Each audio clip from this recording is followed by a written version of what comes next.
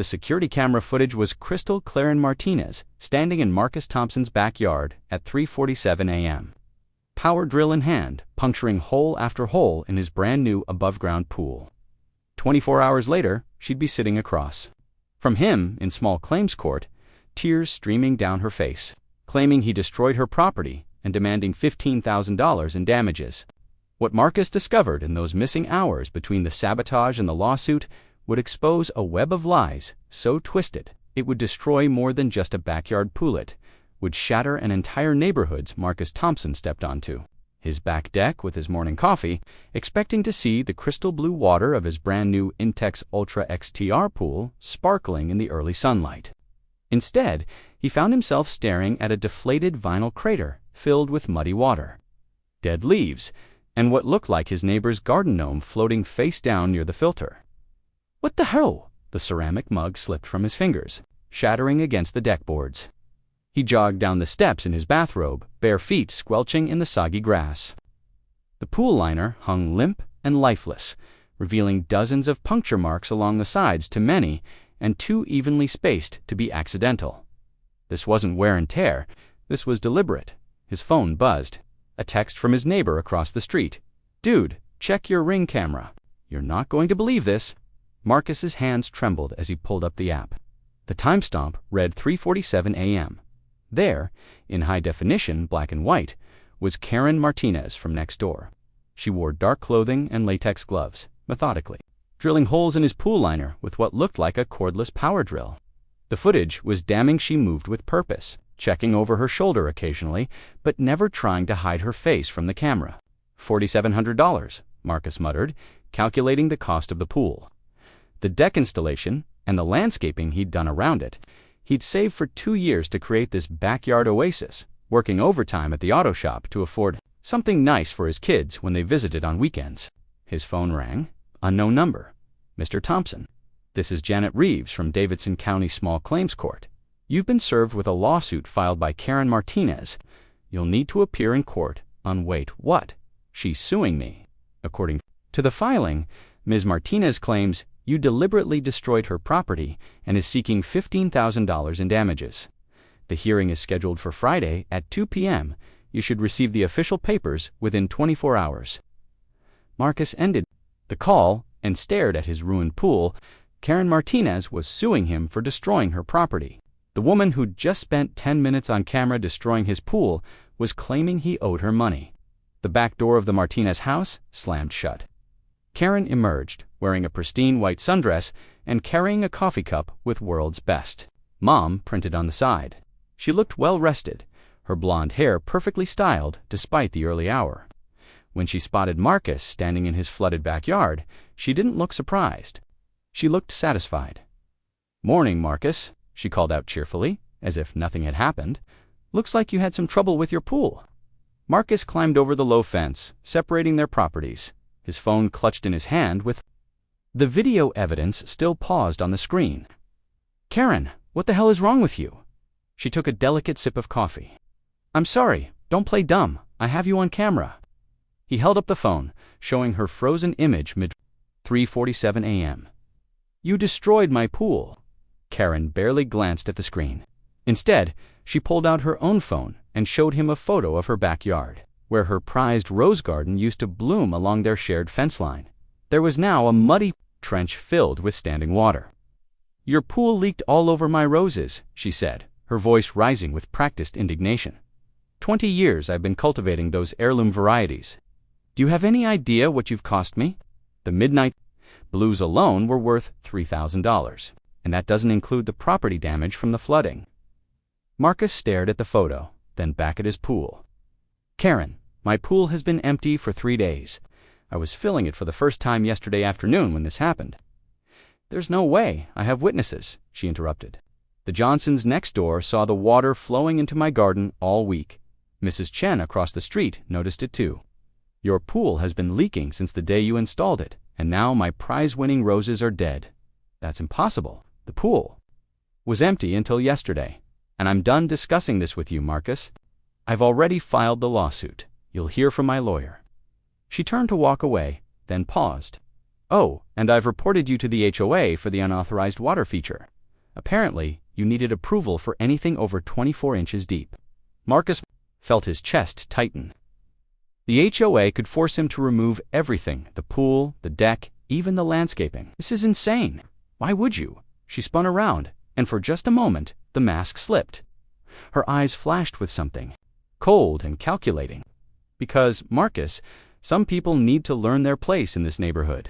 Before he could respond, she was gone, leaving him standing in his destroyed backyard with more questions than answers.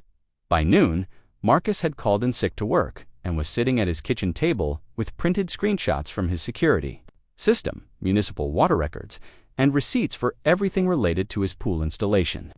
If Karen wanted to play dirty, he'd fight back with facts. His doorbell rang. Through the peephole, he saw a woman in a navy blazer holding a clipboard, probably the process server with the official lawsuit papers. But behind her stood two more people, a man with a professional camera and a woman with a notepad. Mr. Thompson, I'm Sarah Kim from Channel 7 News. We understand you're involved in a neighborhood dispute that's gone viral on social media. Would you like to comment on the allegations that you've been illegally dumping pool water onto your neighbor's property? What? Viral? Marcus opened the door, confused. What are you talking about? Sarah held up her phone, showing him a Facebook post with over 10,000 shares. The post featured Karen's photo of her flooded garden alongside a picture of Marquis' house and pool. The caption read, "Selfish neighbor destroys my 20-year heirloom rose garden with illegal pool runoff, then tries to deny IT when caught. Some people have no shame. Please share to warn others about this property damage scam. Hashtag bad neighbor, hashtag property damage, #justice." The comments were brutal. Hundreds of people calling Marcus a liar, a scammer, demanding he be arrested. Someone had already identified his workplace and posted the auto shop's phone number, encouraging people to call and complain. "Sir, we'd like to get your side of the story," the reporter continued.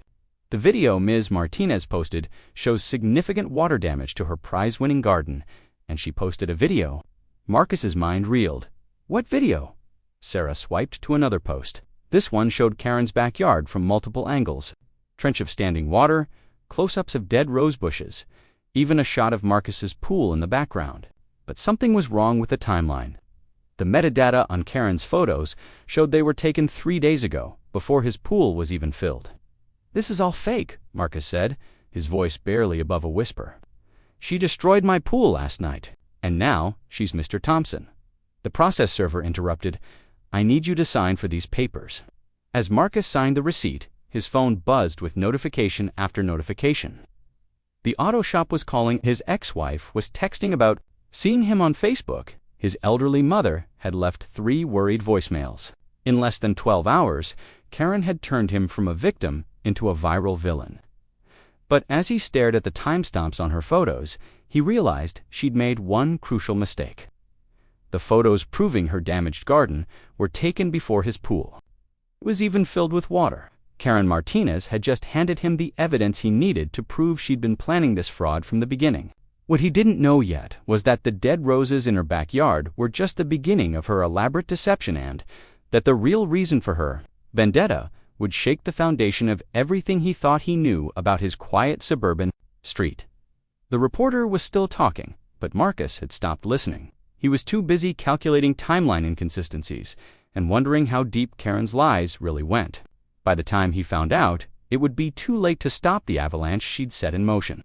But for now, standing in his doorway with legal papers in one hand and his phone buzzing with hate messages in the other, Marcus Thompson made a decision. That would change everything. He wasn't going to roll over and let Karen Martinez destroy his life. He was going to fight back. Marcus spent the next 2 hours on the phone with his auto insurance company. But Chen's advice was invaluable. Document everything, gather witness statements, and whatever you do, don't engage with her on social media. The timestamps are your smoking gun, Chen had said, but you need more than that. Courts see neighbor disputes every day. You need to prove deliberate fraud, not just a property disagreement. By Thursday afternoon, Marcus had taken a sick day and was canvassing the neighborhood with a clipboard in his phone. He started with Mrs. Chen across the street, no relation to his lawyerhood, lived on Maple. That woman is trouble, Mrs. Chen said, glancing toward Karen's house as she invited Marcus. Onto her porch, always has been. You're not the first person she's gone after. What do you mean? Mrs. Chen poured him iced tea from a pitcher decorated with hand-painted flowers. The Hendersons lived in your house before you bought it. Nice young couple with a baby. Color, they painted their shutters. Then one day, boom, she claims their sprinkler system flooded her basement. Sued them for water damage. Marcus nearly choked on his tea. Mrs. Chen leaned forward conspiratorially. But here's the thing, I saw her in that basement the week before she claimed it flooded. She was down there with some kind of hose, and her husband Frank was helping her move things around. You think she flooded her own basement? Takes to get what she wants, and what she wants is to control this entire street. Mrs. Chen pointed toward the Martinez house. Values. Marcus felt pieces of a puzzle clicking into place. The thing with the Hendersons, honey, I'm 78 years old. I don't have time for games anymore. Of course I'll testify. The moment he saw Marcus, look, man, I don't want to get involved in whatever's going on between you two, Johnson said, not inviting him inside. Tom, she's claiming you witnessed my pool leaking into her yard all week. But my pool was empty until yesterday. I have the water bill to prove it. Johnson's face flushed. She told me you'd try to say that. Try to say what? The truth? Marcus showed him the water department records on his phone. Look at this. 0 usage for pool filling until Wednesday afternoon. The leak she's claiming happened all week. It's impossible.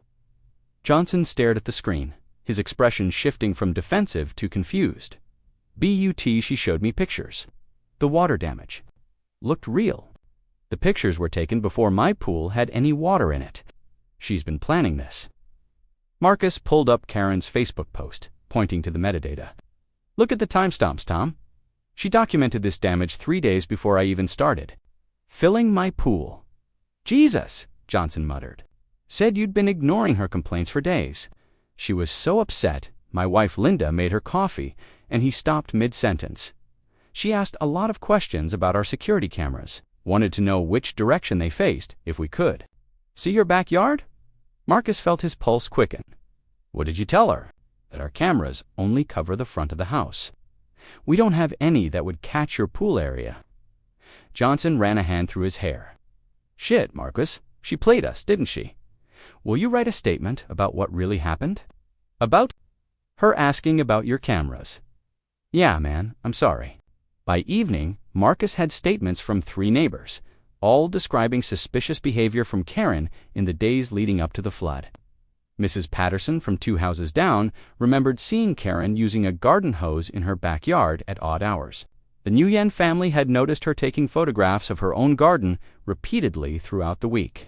But the most damaging evidence came from an unexpected source. Karen's own husband, Marcus, found Frank Martinez at O'Malley's pub on 5th Street, nursing a beer and staring at the baseball game on the overhead.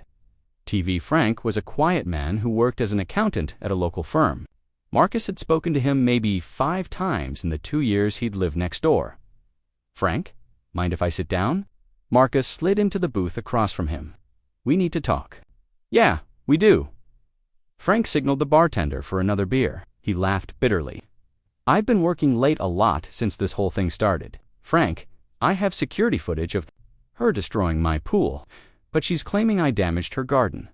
The timestamps don't match up. Frank stared into his beer. The roses were already dead. What? The roses in her garden? They've been dead for 2 weeks. She was furious about it, spent hundreds of dollars trying to save them. Frank looked up at Marcus with tired eyes. She kept saying it wasn't fair, that she'd worked so hard on that garden that someone should pay for what she'd lost. Marcus felt the final piece of the puzzle click into place. She killed the roses herself, didn't she? And then blamed me for it. I don't know what she did to them, but I know she was out there every night after you started installing your pool, talking about how it wasn't fair that you got to have something nice when her roses were dying. Frank finished his beer and signaled for another. Marcus, my wife has been planning this for weeks. She researched property law, looked up how to file small claim suits, even practiced her story in the mirror. Why are you telling me this? Frank's laugh was hollow. Because I'm tired of being married to someone who gets off on destroying other people's lives. Because this isn't the first time. and it won't be the last. And because ... double quotes, he paused, then pulled out his phone. It showed Karen in her backyard, deliberately pouring some kind of chemical solution on her prize roses. She moved systematically from bush to bush, her face calm and focused. When she finished, she stood back and watched the plants begin to wither. "She thought I was asleep," Frank said quietly, "but I saw her from the bedroom window. I recorded it because I couldn't believe what I was seeing."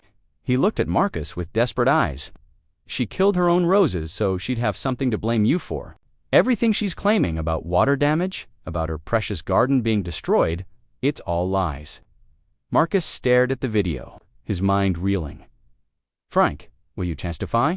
Will you show this video in court?" "I can't." Frank's voice broke. "If I testify against her, she'll destroy me in the divorce. I'm trapped, Marcus. I'm giving you the evidence, but I can't be the one to present it." "Then how? Send it anonymously to the court, or to that reporter who was at your house. But don't tell anyone it came from me." Frank stood up, threw a 20 on the table. "I'm sorry, Marcus, for all of it. My wife is." As Frank walked away, Marcus sat alone in the booth, staring at the video evidence that would destroy Karen's lawsuit, but he also understood the terrible position Frank was entrapped in a marriage with a woman who would stop at nothing to get what she wanted. Tomorrow was Friday. The court hearing was at 2 p.m. He had security footage of Karen destroying his pool. But as he pulled into his driveway, he noticed something that made his blood run cold. Marcus could see performance, the tears, the dramatic gestures toward her backyard, the way she clutched a dead rose like a prop. His phone buzzed with a text from his ex-wife. "Kids saw you on the news. They're scared and confused. Fix this, Marcus. Whatever you did, fix it." Another text, this one from his boss. "Customers asking about the pool thing. Take tomorrow off. We'll talk Monday." Karen Martinez wasn't just trying to win a lawsuit. She was systematically destroying his life. Piece by piece, lie by lie. And she was good at it, so good that even people who should know better were starting to believe her version of events. But Marcus had something Karen didn't know about. Frank's video and his own growing collection of evidence that would expose her for what she really was. Tomorrow in court, the truth would finally come out. What he didn't realize was that Karen had one more devastating surprise waiting for him. Friday morning arrived, gray and drizzling, as if the weather itself was conspiring against Marcus. He sat in his truck outside the Davidson County Courthouse, reviewing his evidence one final time. Security footage of Karen drilling his pool, Frank's video of her poisoning her own roses, witness statements, water department records, timeline inconsistencies that proved her fraud beyond any reasonable doubt. His phone rang. David Chen, his lawyer. "Marcus, I have bad news. I can't represent you today." "What? The hearing is in 4 hours. I received a call this morning from the Tennessee Bar Association. Someone filed an ethics complaint against me yesterday, claiming I'm encouraging clients to fabricate evidence in neighbor disputes. It's obviously frivolous, but I can't appear in court while it's under investigation." Marcus felt his stomach drop.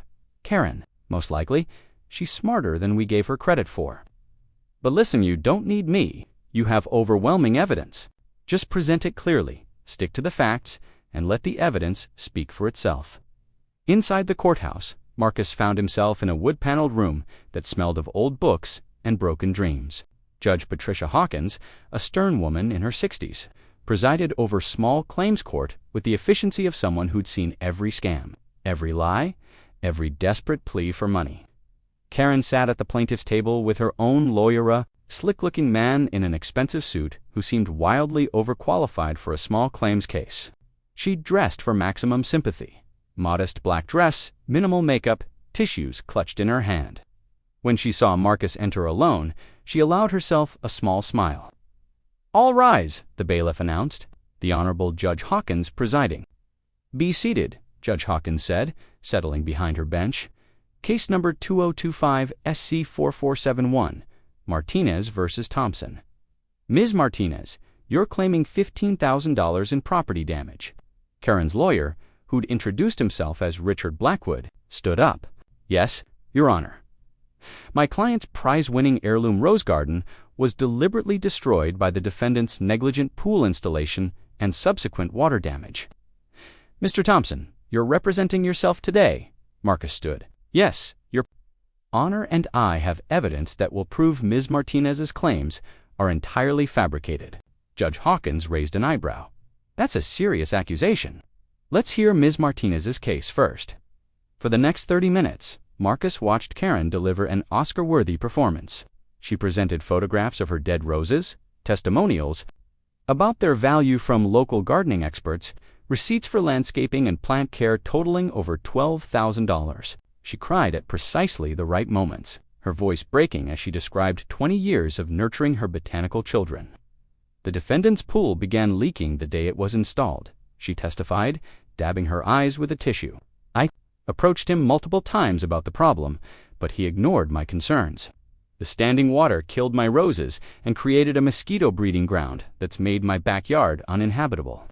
Blackwood presented witness statements from the Johnsons and another neighbor Marcus had never spoken to, claiming they'd seen water flowing from his property for over a week. The statements looked official, notarized, completely legitimate. Your Honor, Blackwood continued, this isn't just about money.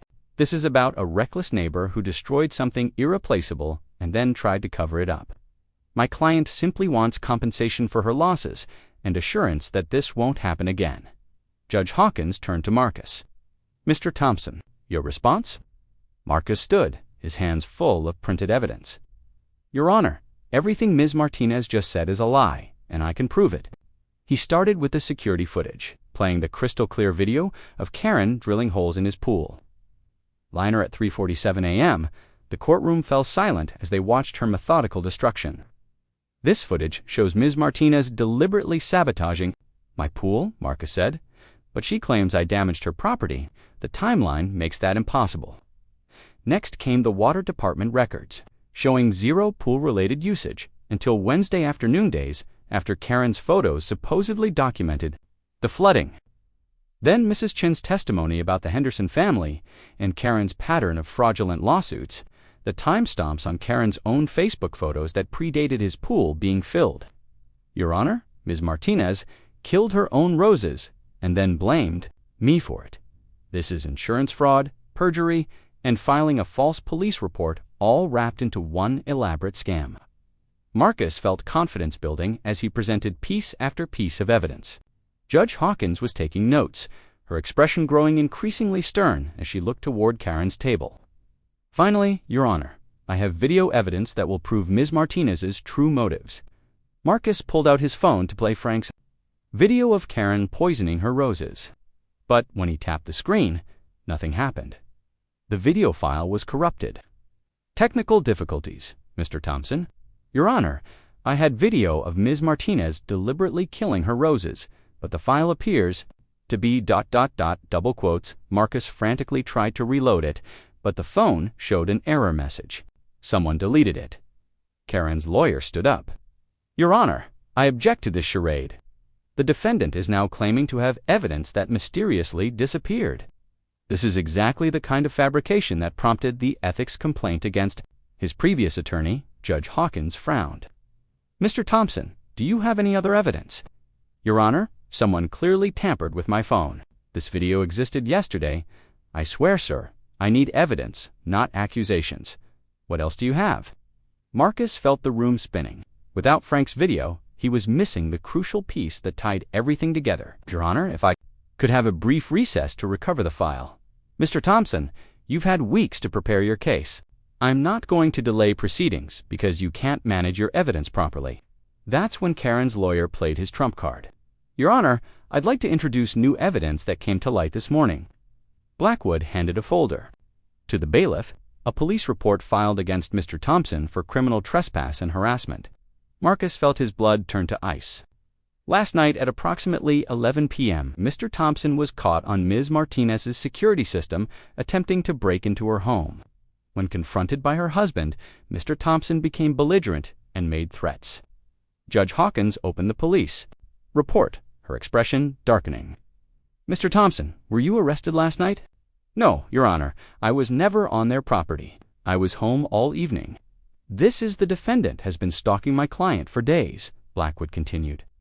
Confronting neighbors, demanding they change their witness statements, attempting To intimidate Ms. Martinez's husband at a local bar, this lawsuit isn't just about property damage anymore. It's about a pattern of harassment that has escalated to attempted breaking and entering. Marcus stared at the police report in Judge Hawkins' hands, recognizing the photos attached to it. Security footage that clearly showed someone in dark clothing trying to jimmy the lock on Karen's back door. The person in the video was average height, wearing a baseball cap and hoodie that obscured their face. The same height as Marcus, the same build. But it wasn't him, Your Honor, Marcus said desperately. I can prove I was home last night. I have Mr. Thompson, Judge Hawkins. Interrupted, you've presented some compelling evidence about property damage time. But this police report raises serious concerns about your credibility and behavior.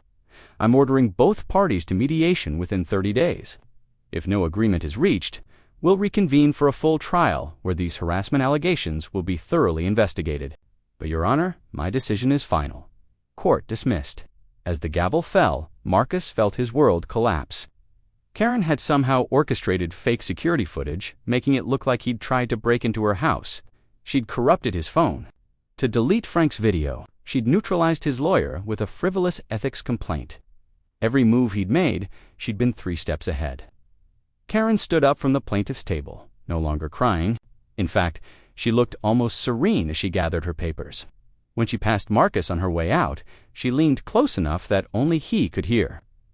You should have just paid for the pool, Marcus. Now it's going to cost you so much more. Outside the courthouse, Marcus sat in his truck as the rain picked up, trying to process what had just happened. His phone buzzed with notifications, more social media shares, more angry comments, more people who now believed he was not just a bad neighbor, but a criminal stalker. He scrolled through his contacts until he found Frank Martinez's number. The call went straight to voicemail. Then a text came through from an unknown number. Frank Martinez died in a car accident this morning. Single vehicle collision on Highway 65. Police say he fell asleep at the wheel. Thought you should know. Mrs. Chen. Marcus stared at the text, his hands shaking. Frank, the only witness who could testify to Karen's true nature, was dead. The man who'd tried to help him expose the truth had paid the ultimate price. As he sat in the courthouse parking lot, rain drumming against his windshield, Marcus realized he was no longer dealing with a fraudulent lawsuit or a neighborhood dispute. He was up against someone who would commit murder to protect her lies. And she was just getting started.